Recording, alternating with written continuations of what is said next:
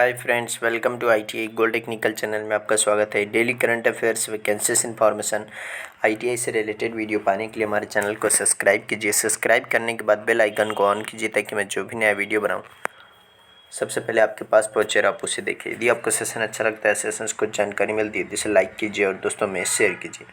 Share जरूर कीजिएगा क्योंकि यह कॉम्पिटिशन की तैयारी करने वाले बच्चों के लिए बहुत ही इंपॉर्टेंट सेशन है। चलिए सेशन की ओर चलते हैं। यदि आप हमारे चैनल आईटीआई गोल्ड टेक्निकल पर पहली बार आए हो तो इसे सब्सक्राइब कीजिए और अपने दोस्तों से भी जरूर करवाइएगा। आज हम पढ़ेंगे 14 जुलाई 2021 से जितने भी इंपॉर्टेंट करंट अफेयर क्वेश्चन बनेंगे वह इस वीडियो में पढ़ेंगे। इस वीडियो की पीडीएफ फाइल के लिंक मैं इसी वीडियो के डिस्क्रिप्शन में दे दूंगा। वहाँ से जाकर उसे डाउनलोड कर लीजिए ताकि एग्ज़ाम के टाइम पर आप आसानी से रिविज़न कर सकते हैं।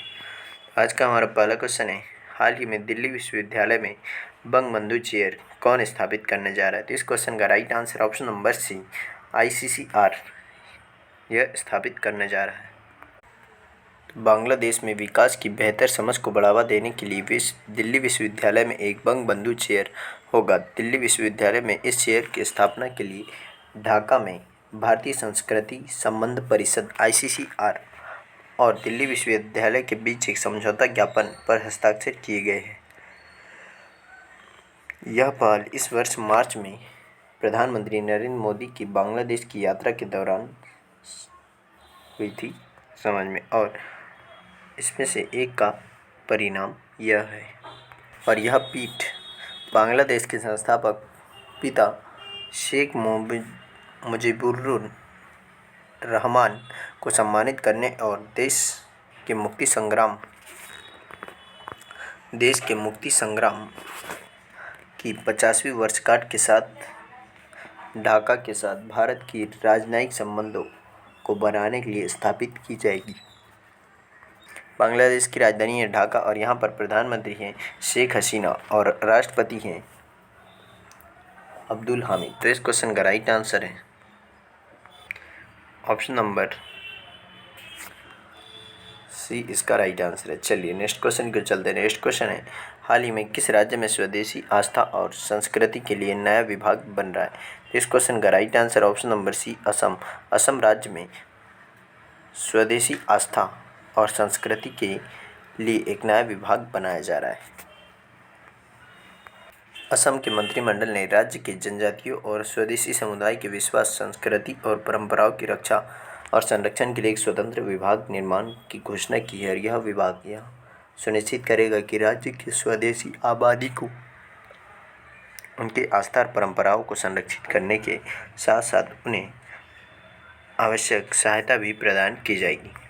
असम की राजधानी है दिसपुर और यहाँ पर राज्यपाल है जगदीश मुखी और मुख्यमंत्री है हिमंत बिस्वा शर्मा। तो इस क्वेश्चन का right answer option number C. चलिए नेक्स्ट क्वेश्चन की ओर चलते हैं। नेक्स्ट क्वेश्चन है, हाल ही में विंबलडन जूनियर पुरुष चैंपियनशिप का खिताब किसने जीता है? तो इस क्वेश्चन का राइट आंसर है ऑप्शन नंबर डी, इसका राइट आंसर है समीर बनर्जी। समीर बनर्जी ने यह चैंपियनशिप का खिताब जीता है। यही है समीर बनर्जी। भारतीय अमेरिकी समीर बनर्जी ने नंबर 1 कोर्ट में विंबलडन जूनियर पुरुष चैंपियनशिप का खिताब जीता है। उन्होंने ऑल इंग्लैंड क्लब में ट्रॉफी अपने नाम करने के लिए जूनियर पुरुष फाइनल में अमेरिका के विक्टर लीडो को 7-5, 6-3 से हराया और 2014 के बाद पहली बार और 1977 के बाद से केवल दूसरी बार बॉयज़ के एकल आयोजन के लिए एक अखिल अमेरिकी निष्कर्ष था। विशेष रूप से दोनों 17 वर्षीय चैंपियनशिप के लिए गैर वरीयता प्राप्त थे। इस क्वेश्चन का right answer option number D. चलिए नेक्स्ट क्वेश्चन की ओर चलते हैं। नेक्स्ट क्वेश्चन है, हाल ही में किस राज्य में जनसंख्या ड्राफ्ट बिल में 2 बच्चों की नीति का प्रस्ताव रखा गया है? तो इस क्वेश्चन का right answer option number D, Uttar Pradesh. Uttar Pradesh की राजधानी है लखनऊ जो गोमती नदी के किनारे है और यहीं पर अभी यह जनसंख्या ड्राफ्ट बिल में 2 बच्चों की नीति का प्रस्ताव दिया गया है। और उत्तर प्रदेश के मुख्यमंत्री है योगी आदित्यनाथ और यहाँ पर राज्यपाल है आनंदीबेन पटेल। उत्तर प्रदेश के मुख्यमंत्री योगी आदित्यनाथ ने एक जनसंख्या नीति शुरू की है जिसका उद्देश्य उन जोड़ों को प्रोत्साहित करना है जिनके 2 से अधिक बच्चे नहीं हैं, यह कहते हुए कि जनसंख्या नियंत्रण जनता और गरीबों के बीच जागरूकता से संबंधित है। और आदित्यनाथ ने कहा है कि जनसंख्या नीति 2021 से 2030 में हर समुदाय का ध्यान रखा गया है। और स्वास्थ्य मंत्री जयप्रताप सिंह ने कहा है कि उत्तर प्रदेश में 2050 तक स्थिरता का लक्ष्य है और सरकार जनसंख्या वृद्धि पर 2.1% तक कम करने की कोशिश कर रही है। और इस निर्णय से सरकारी योजनाओं के लिए पात्र होंगे, जबकि नीति का पालन नहीं करने वाले लोगों को सरकारी नौकरियां, राशन लेने और अन्य लाभों से प्रतिबंधित बंदों का सामना करना पड़ेगा। तो इस क्वेश्चन का राइट आंसर है ऑप्शन नंबर डी, इसका राइट आंसर है। चलिए नेक्स्ट क्वेश्चन की ओर चलते हैं। नेक्स्ट क्वेश्चन है, हाल ही में खेलो इंडिया यूथ गेम 2022 का आयोजन कहाँ पर होने वाला है? तो इस क्वेश्चन का right answer option number C, Haryana. Haryana में खेलो इंडिया यूथ गेम 2022 का आयोजन किया जाएगा। हरियाणा की राज्य सरकार फरवरी 2022 में खेलो इंडिया यूथ गेम 2021 का आयोजन करेगी और इसके पहले स्पोर्ट्स शो 21 नवंबर से 5 नवंबर 2021 तक आयोजित होने वाला था, लेकिन कोविड-19 महामारी की संभावित तीसरी लहर के कारण और इस बात को ध्यान में रखते हुए कि खेलो इंडिया यूथ गेम 2021 का आयोजन अंडर 18 वर्ग में होना है, इसे स्थानांतरित कर दिया गया है। और इस प्रतियोगिता में लगभग 8,500 खिलाड़ी भाग लेंगे, जिसमें 5,072 एथलीट, 2,400 महिलाएं और 2,672 पुरुष शामिल हैं। इस क्वेश्चन का राइट आंसर है ऑप्शन नंबर सी, इसका राइट आंसर है। चलिए नेक्स्ट क्वेश्चन की ओर चलते हैं। नेक्स्ट क्वेश्चन है, हाल ही में जून माह के लिए आईसीसी महिला player of the month award के लिए किसे चुना गया? महिला और पुरुष दोनों। इस क्वेश्चन का right answer option number C, A और बी दोनों, यानी कि सोफी एक्लेस्टोन और ड्वेन कॉनवे को इसके लिए चुना गया है। इन दोनों को ही ICC player of the month चुना है जून माह के लिए। इंग्लैंड के left arm spinner Sophie Ecclestone को जून माह के लिए और आईसीसी महिला प्लेयर ऑफ द मंथ के रूप में नामित किया गया है। और वहीं फरवरी 2021 टैमी ब्यूमॉन्ट के बाद खिताब जीतने वाली इंग्लैंड की दूसरी महिला खिलाड़ी बनी।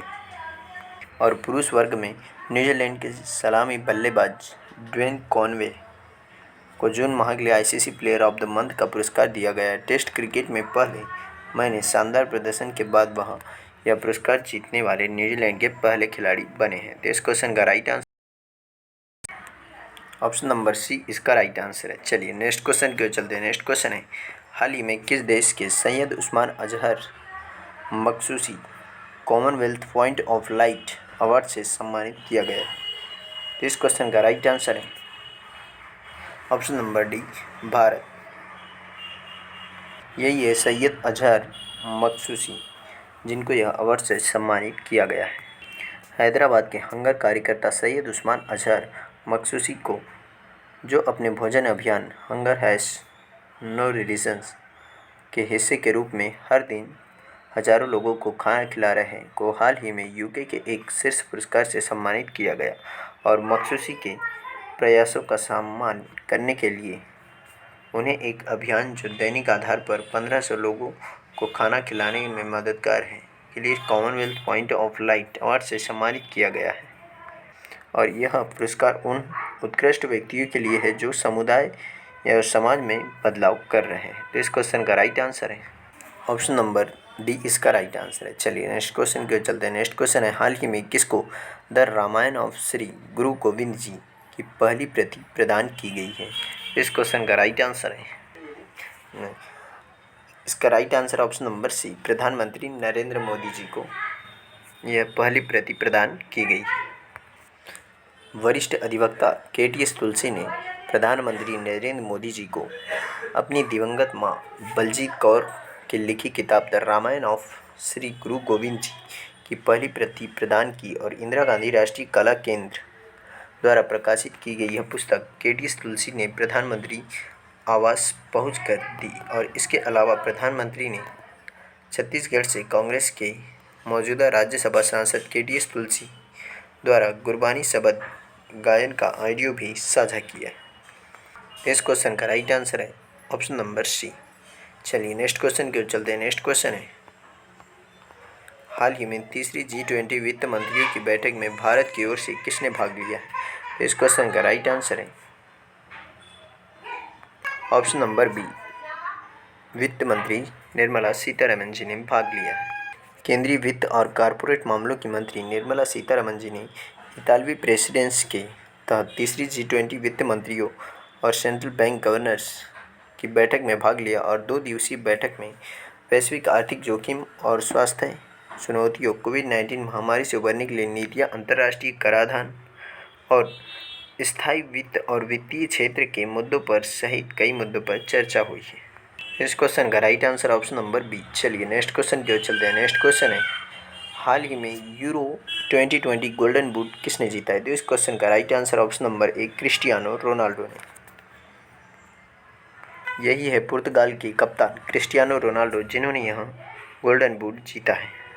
पुर्तगाल के कप्तान और आधुनिक समय के महान खिलाड़ी क्रिस्टियानो रोनाल्डो ने टूर्नामेंट में शीर्ष स्कोरर के रूप में समाप्त होने के बाद यूरो 2020 गोल्डन बूट जीता है और सिर्फ 4 गेम खेलने के बावजूद रोनाल्डो ने शीर्ष सम्मान हासिल किया है क्योंकि उन्होंने 5 गोल किए और चेक गणराज्य के पैट्रिक स्किक ने भी 5 गोल के साथ टूर्नामेंट का अंत किया, लेकिन सहायता के ट्राई ब्रेकर के माध्यम से यह पुरस्कार रोनाल्डो को मिला है।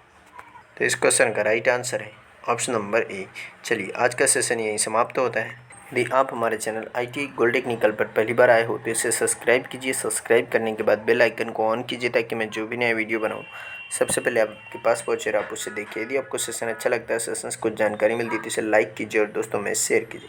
Thank you so much watching for my video. मिलते हैं नेक्स्ट सेशन में।